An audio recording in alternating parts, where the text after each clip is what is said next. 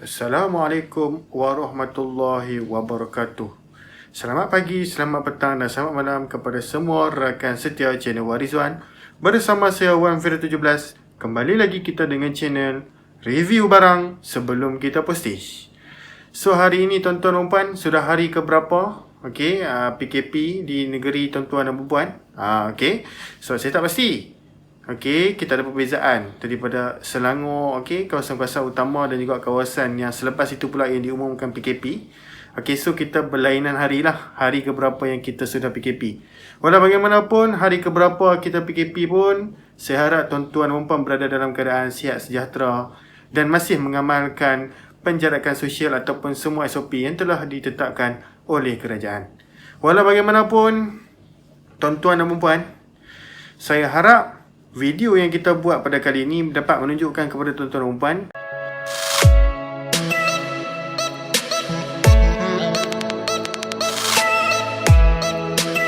walau bagaimanapun tuan-tuan dan puan di dalam masa PKP ataupun Perintah Kawalan Pergerakan ataupun Movement Control Order, okey, kita tetap jalan macam biasa barang. Kita tetap buat postage, kita tetap jalan barang, posting dan logistik macam biasa. Okey, jadi kalau tuan-tuan dan puan nak buat order tak ada masalah, tuan-tuan dan puan boleh terus ke Shopee kita, shopee.com.my/1fira17, shopee.com.my/rizwanent, ataupun Lazada kami sesahaja di ruangan search di dalam Lazada Rizwan Enterprise.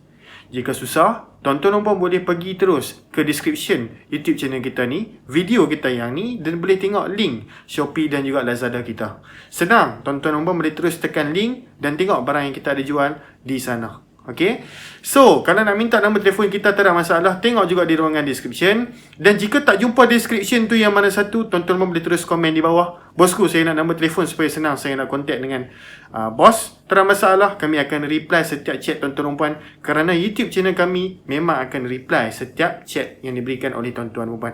So tuan-tuan dan puan, tolong saya dengan buat perkara sedemikian, iaitu tolong like, subscribe dan juga share YouTube channel Warizwan. Okey, kerana saya tak nak tuan-tuan dan puan terlepas peluang untuk melihat setiap video kami berkaitan barangan motosikal yang kami update setiap hari untuk menambahkan ilmu kita bersama. Jom kita tengok barang apa yang kita bakal posting pada esok hari. Okey, so yang terakhir sekali, okey, ini adalah customer kita daripada Sabah. Okey, daripada Sabah. Nampak kan saya sudah packing sebenarnya. Okey, dekat dalam ni, okey, dekat dalam ni ada sport rim. Okey, sport rim racing boy untuk Kriss 2, model yang ada disc depan.